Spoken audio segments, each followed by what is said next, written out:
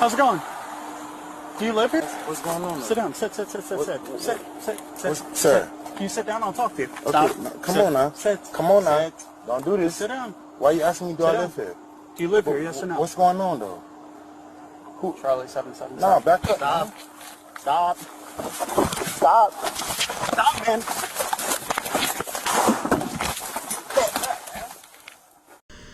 What's up, peeps? It's me, and I'm back. Hope everybody's doing well. Hope everybody's staying safe. Hope everybody's being smart. Now, this video is not going to be too long because I got to go to work at 1. I got to be at work at 1. So, it's not going to be a long video, but I just wanted to come on here and I just wanted to talk a little bit about the Ozone Wallace. They call him Ozone, about that situation. The black gentleman who shot the police officer, allegedly shot the police officer in the head.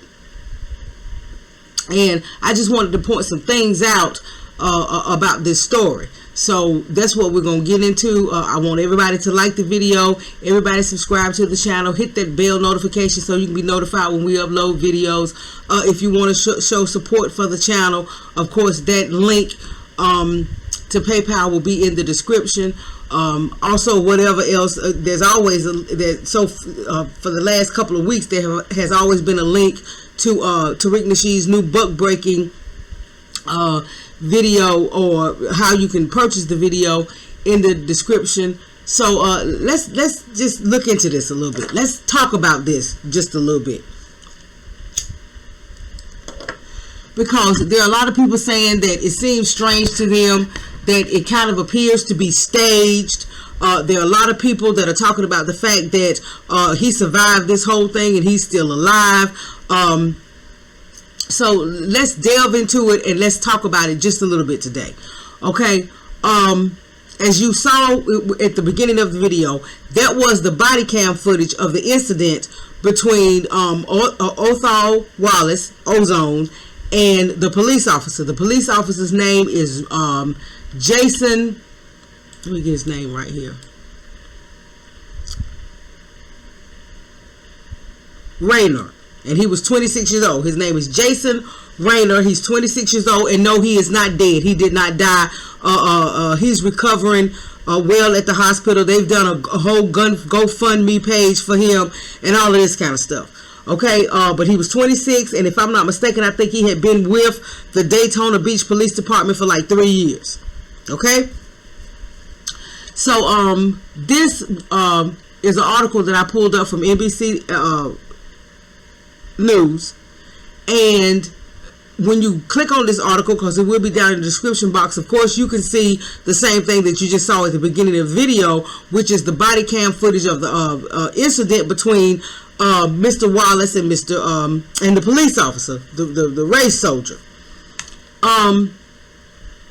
And like I said, even though there are many people that are commenting and saying that this whole thing seems off, it seems weird, a couple of people have said it seems staged, and a lot of that is because of Ozone's affiliation with the Not Fucking Around Coalition, the NFAC,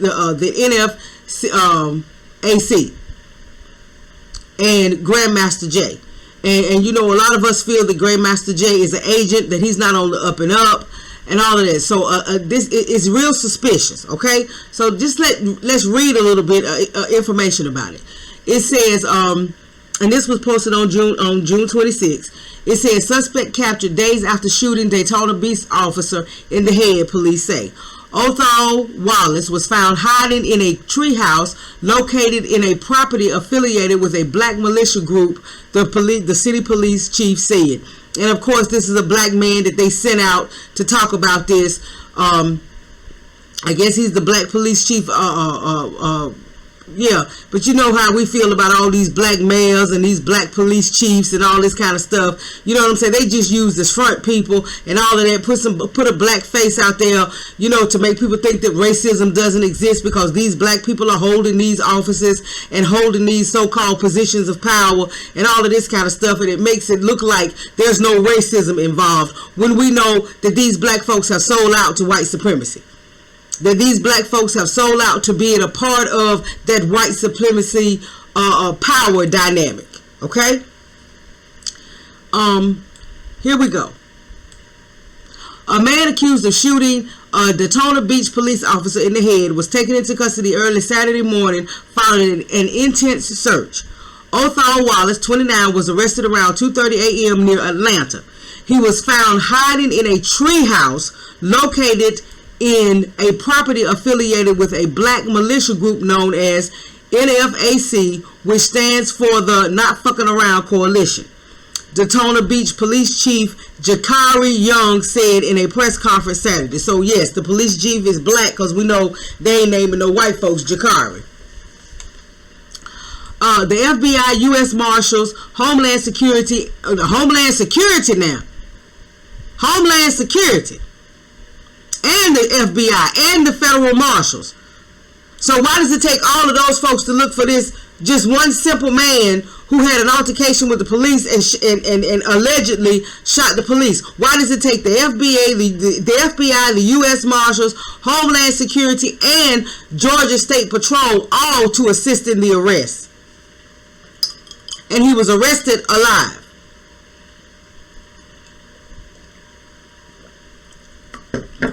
Officer Jason Rayner, 26, who was shot in the head, is showing positive signs of an improvement after he was taken to a Halifax Health Medical Center critically wounded Wednesday night, according to Young. The incident started just before 9 p.m.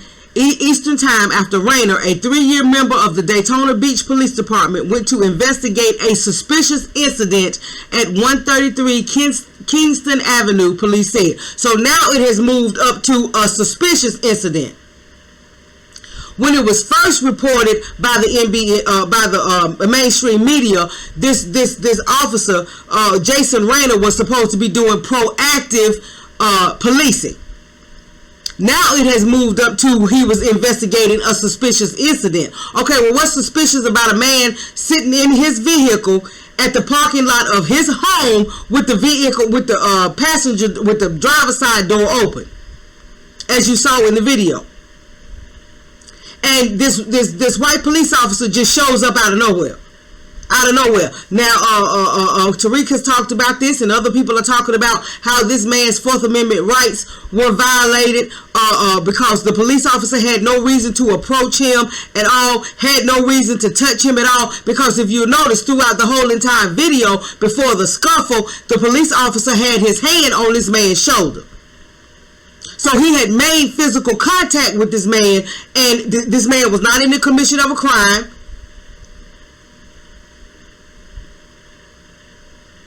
He didn't appear to be doing anything in the car that would cause the police officer to be alarmed or to suspect anything or whatever.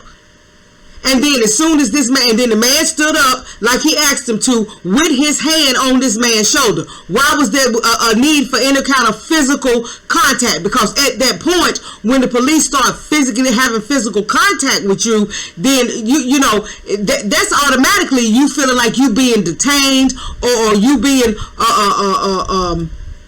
detained from leaving or whatever, when you got this man physically touching you, this police officer physically touching you, and you haven't done anything, and you asking him, okay, what's going on? Why do I need to tell you, do I live here? You know exactly what is the situation. And then he gets on his phone, his radio or whatever, and you can hear him saying something about 777. So he was calling in for backup. So why do you need to call in for backup when this man is not committed any kind of crime? This man is not involved in any kind of suspicious activity, except for the fact he's sitting in his car with the driver's side door open.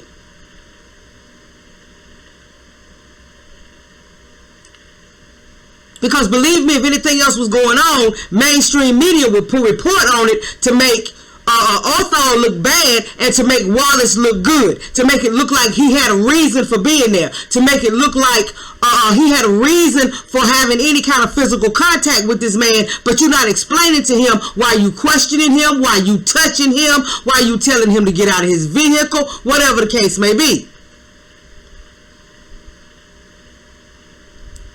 But again, now it has switched up to he was investigating a suspicious incident. What incident was that? We need to know what that incident was. So it has went to that from being proactive policing to now he was investigating a suspicious incident. What was that suspicious incident? Now, I've never heard of proactive policing, but now all of a sudden they do have a definition for proactive policing, and this is what it is. Proactive policing is the practice of deterring criminal activity by showing police presence. The use of police powers by both uniformed and plainclothes officers and engaging the public to learn their concerns. Okay, that's what proactive policing is supposed to mean.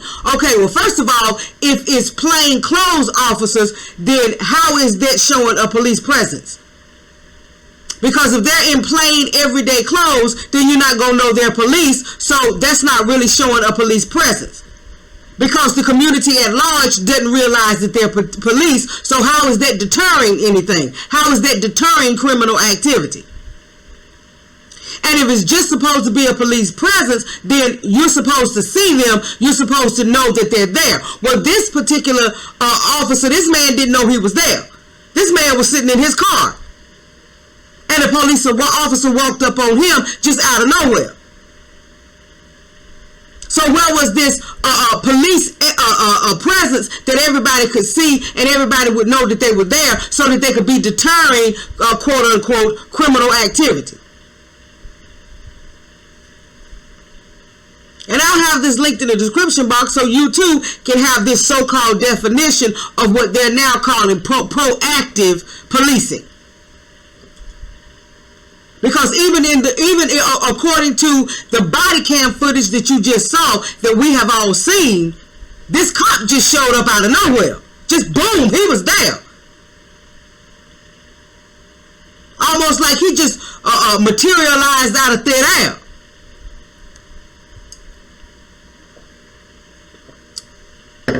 And why do you need to call for backup for somebody that's not in the commission of a crime?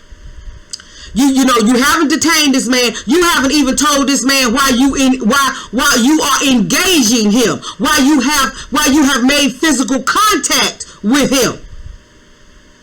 And he's asking you, what's this all about?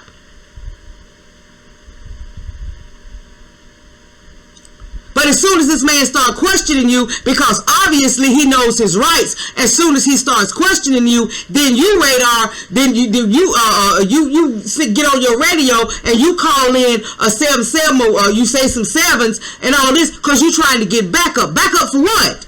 Nothing is happening. You can't even give us a real reason why you approach this man.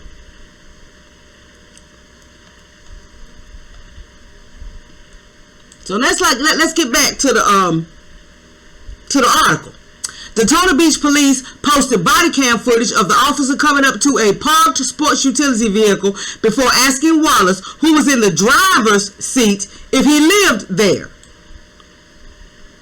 As Wallace stepped out of the car, Rayner asked him to sit down. Footage appears to show. Why are you asking? Do I live here? What's going on though? Wallace asked. A scuffle ensued before the camera went dark, according to the 29-second clip posted by Daytona Beach police. According to Young, Wallace drove off after shooting Rayner. And he's been charged with attempted first-degree murder of a law enforcement officer with a firearm. Not any kind of accidental anything. Because see, if this had been somebody white, they would have said he accidentally shot the police. Because the gun accidentally went off.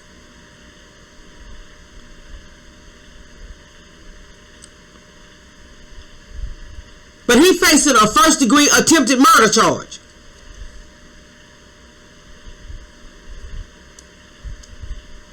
When all his rights have been violated. And nobody Nobody's explaining, like I said, what this so-called suspicious incident was. Nobody is explaining why that race soldier was there in the first place. Nobody is explaining why he felt like it was the need to have some kind of physical contact with this man before you even explained to him why you approaching him in the first place. You never identified yourself as a police officer.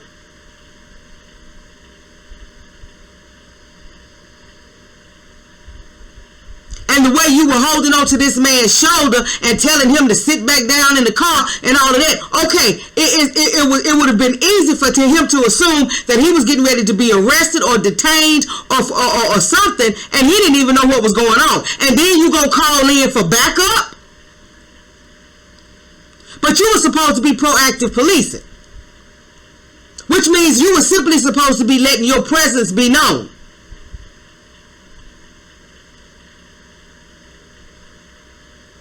But you show up on this with this gentleman just out of the clear blue.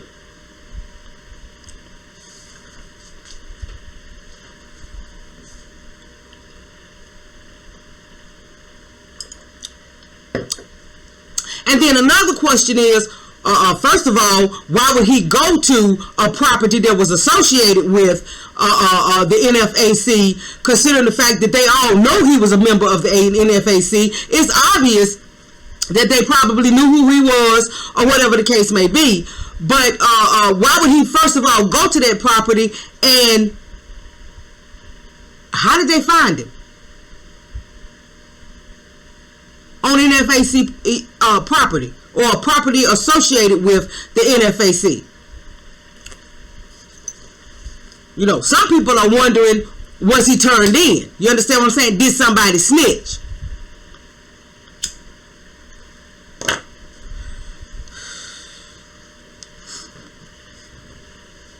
But all kinds of rights were violated. But this is the main thing. Now let's go, and like I said, we see that this man, Wallace has been charged with attempted first-degree murder of a law enforcement officer with a firearm, according to the FBI. So see, the FBI has already stepped into this. The FBI is already a part of this.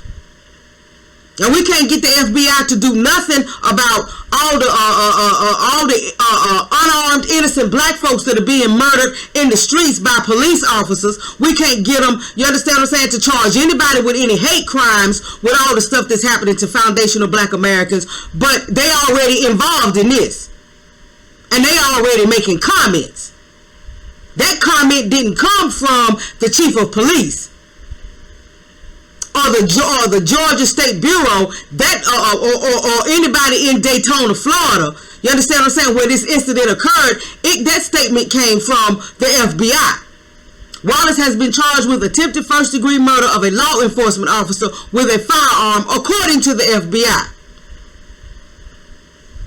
So they letting you know that they are already involved.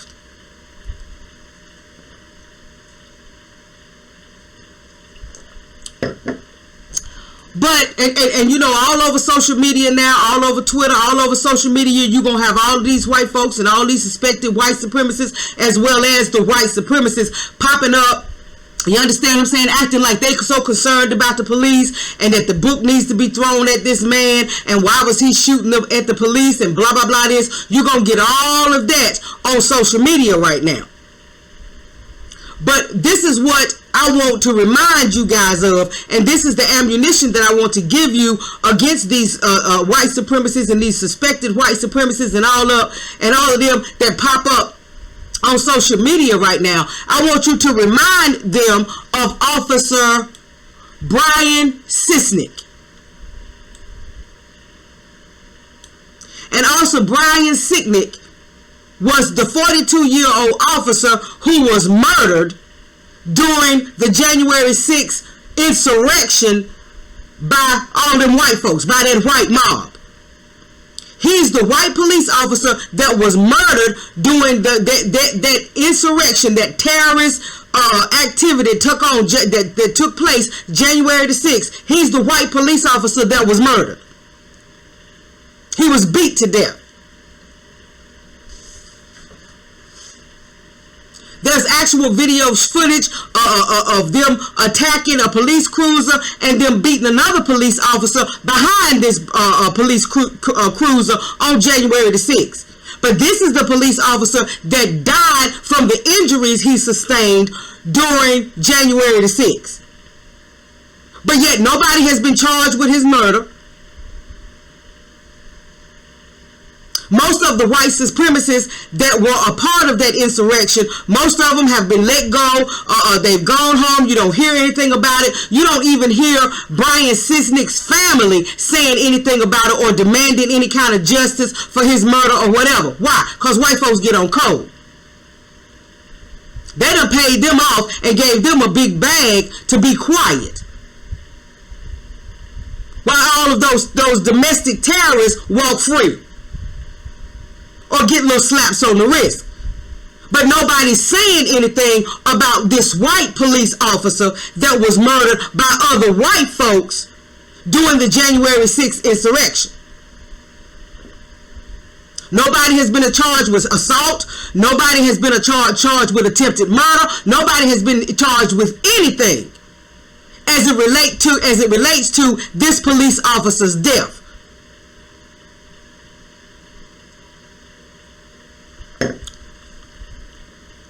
Now I want to read this. This is an article that's coming out of NPR.org.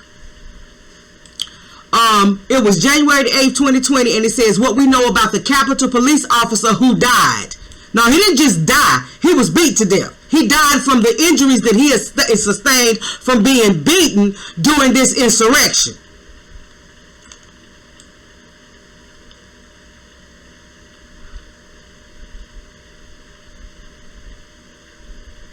And this is the particular part that I want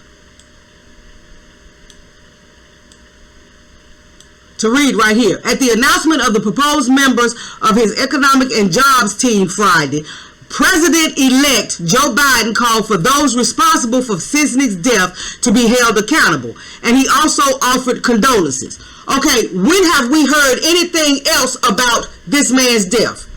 When have we heard anything else about this police officer's murder? When have we heard anything about anybody being charged, about anybody being investigated for his murder? When have we heard any of that?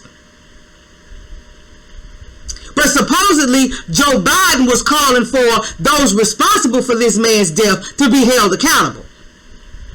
But we don't see those white supremacists being held accountable for any of their actions on January the 6th. Including the murder of this police officer.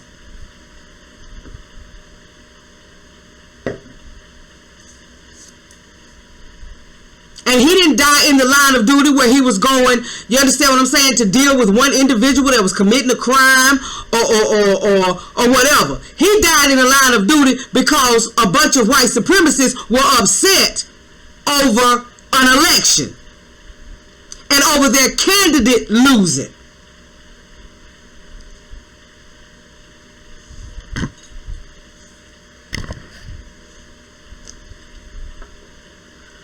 He wasn't there violating nobody's rights. None of that.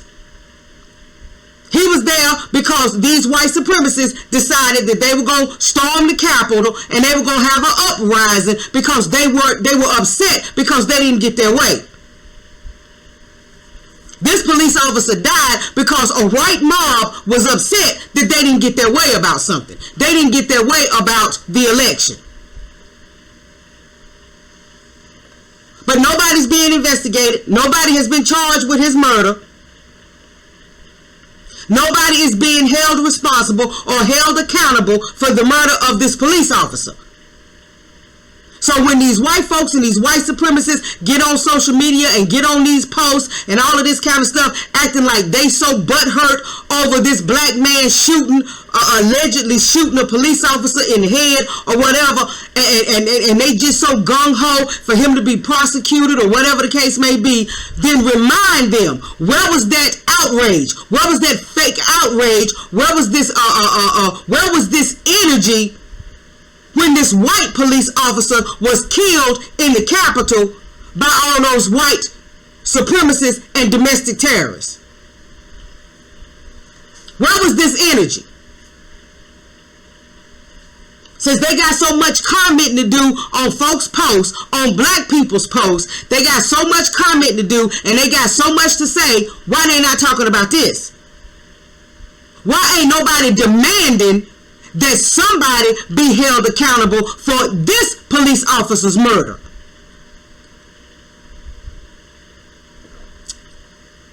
Jason Raynor didn't die. This police officer did.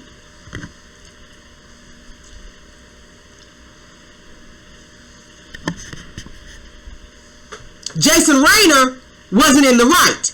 You understand what I'm saying? He wasn't out there doing his job because his job was supposed to be to proactively patrol, which simply means to let your presence be known. Not for you to start approaching people and manhandling folk and having physical contact with people and putting your hands all over folk and all that for no reason.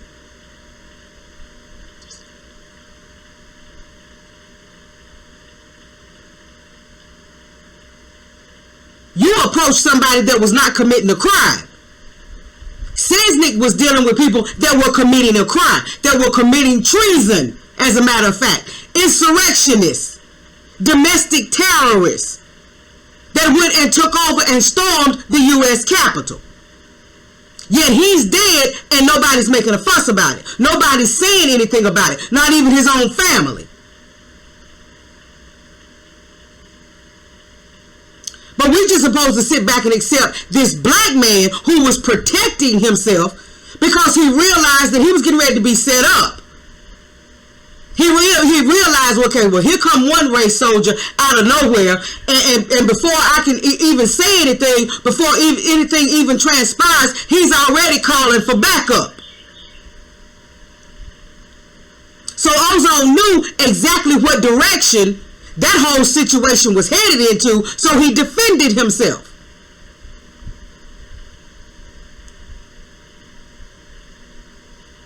But them folks up there January the 6th weren't defending themselves. They were rioting, you understand what I'm saying, and committing treason and insurrection because they were upset that their political candidate didn't win the election.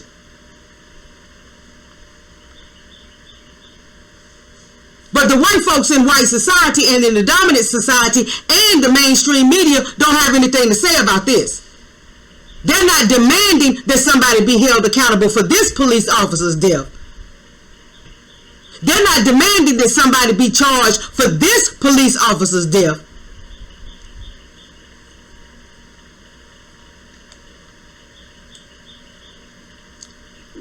So make sure you follow the bullshit. Let me begin by expressing my deep sympathy for the family of Capitol Officer Sicknick, who died in the line of duty, said Biden. Our sympathies and our concerns go out to his family. The sacrifice of Officer Sicknick reminds us of our obligation to those we serve, to protect our country from all threats, foreign and domestic. Biden says Sicknick gave his life in the line of duty to keep us safe. So y'all doing all this so-called honoring this man and all that, but yet ain't nobody demanding that the person or people's responsible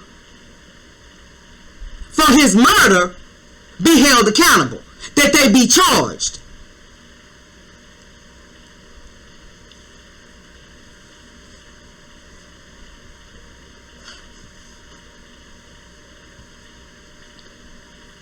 But when it comes to a black man that allegedly shot a police officer, you got everybody in the whole government involved. The FBI, the U.S. Marshals, everybody's involved.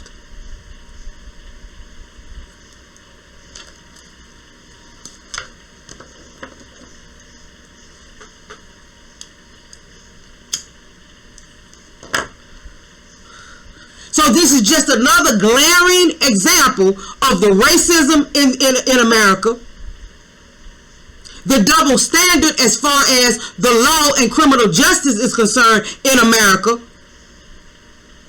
and how whites are treated so much differently from blacks when it comes to crime, committing a crime, whatever the case may be.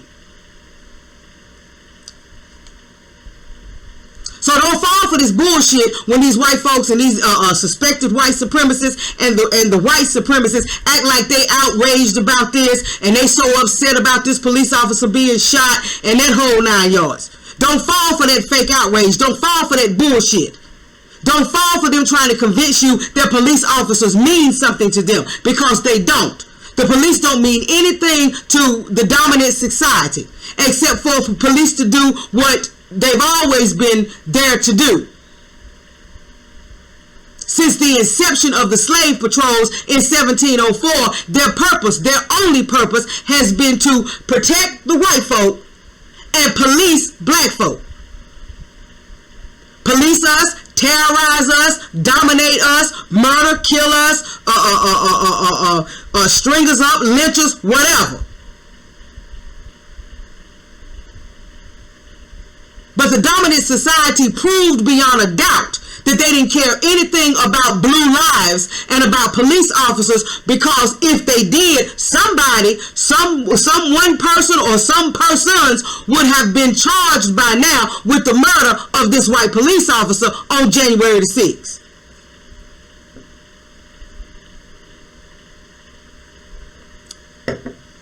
So when you happen to go to these different posts on social media and all of that, and you see these suspected white supremacists acting like they so concerned and acting like, you know, everybody should feel sorry for this Jason Rayner, that Daytona police officer or whatever, don't let that fool you, and don't let them get away with it. Remind them that if they were so concerned about blue lives, they would still be out demanding that somebody, that some person or some persons be held responsible for what happened to this white police officer the day that the white folks decided that they were going to take over the country,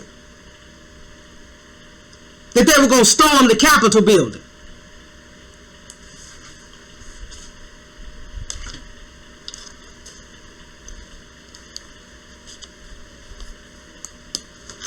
So we're going to keep an eye on this. We're going to see where this leads, because like I said, there are a lot of people that, you know, that have some doubts and have some suspicions and have some questions as far as this whole thing is concerned. And I'm going to reserve my opinion until, you know, I hear more and until I see more. Although it does, you know, there are some things that sound kind of sketchy and kind of shady about this, but the bottom line still remains. We got a black man who was approached by a police officer who was doing absolutely nothing wrong. He was not in the commission of any crime. He was simply sitting in his vehicle in the parking lot of his own residence. And this police officer just showed up. You understand what I'm saying? The police officer was the first one to initiate any kind of physical contact, because as you saw in the video, he had his hand on this man's shoulder the whole time. We don't know how much pressure he may have been applying with that hand to the shoulder. And when this gentleman asked him, what is this all about? What's going on, though? The police officer never responded. Just sit down, sit down. When the man was still trying to find out, okay, you know, don't do this. Please don't do this. Because he saw where it was headed. He knew what direction it was going in. You heard the officer call in for backup and radio in for backup. So this black man did what he should have done. He protected himself because he saw the direction that this thing was headed into. Because he knew once those other police officers arrived, he probably wouldn't get out of that situation alive.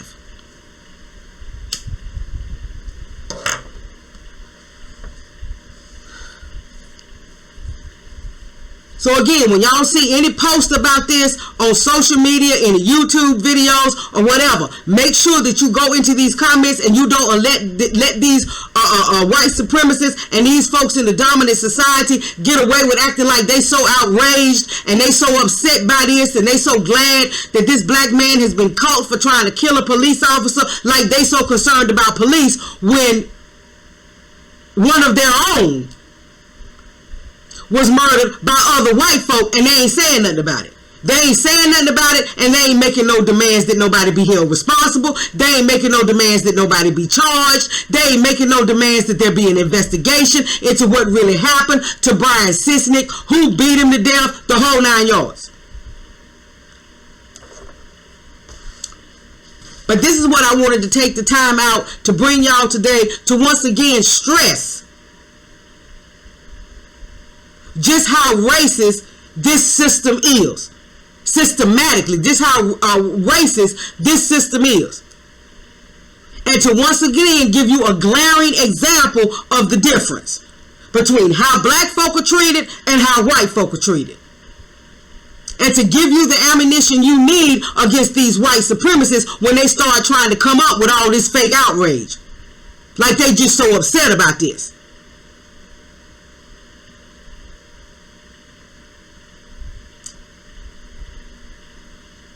Because if nobody needs to be charged and nobody needs to be held accountable for the murder of this police officer, then Arthur Wallace ought to be able to walk away. He ought to be able to walk free from that. He shouldn't be charged with anything. He shouldn't be held responsible for anything. He didn't kill a police officer. And we don't know exactly what took place during those seconds when we couldn't see what was going on camera, when all we could hear was the shuffle. And if you listen carefully, even after you hear the gunshot, they're still scuffling and you can still hear both voices. You can even hear the voice of the police officer that allegedly got shot.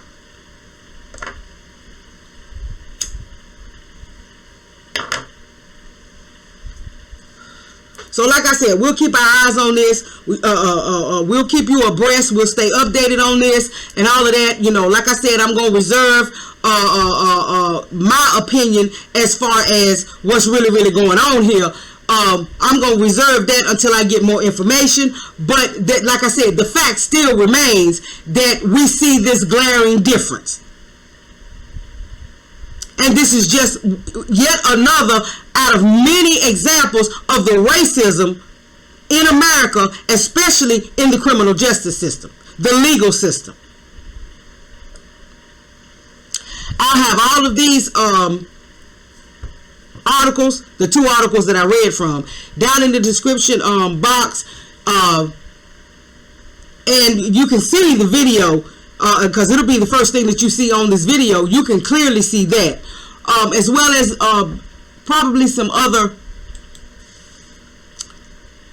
screenshots that you need to see, and you know, because you'll see one screenshot where you have, I think it's like 5 or 6 police officers, and I'm not sure just yet whether they're involved in this situation, but you have 5 or 6 police officers putting up the OK sign, kind of secretly doing the OK sign.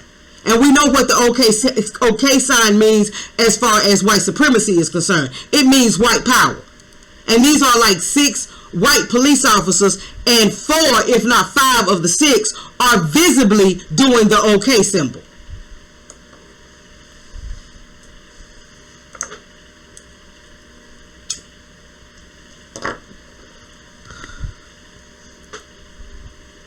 So it looks like black folks are getting on cold, and it looks like black folks are just no longer going to allow themselves to just be murdered in the street.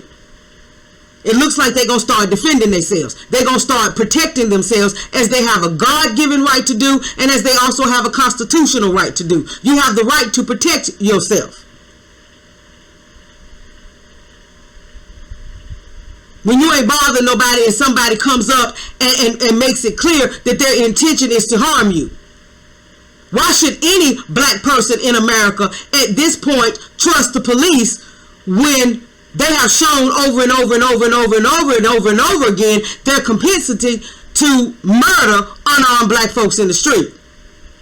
When just about, I would say, at least 85 or 90% of the interactions between black folks and police officers end in some black person either being wounded, shot, or murdered.